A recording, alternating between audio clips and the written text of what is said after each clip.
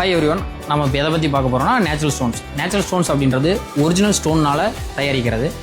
இது வந்து நம்ம எங்கெல்லாம் லே பண்ணலாம் அப்படின்னா இன்டீரியர் அண்ட் எக்ஸ்டீரியர். இன்டீரியர் அப்படின்னா ஒரு TV unit background, sit out background அந்த மாதிரி இடத்துல.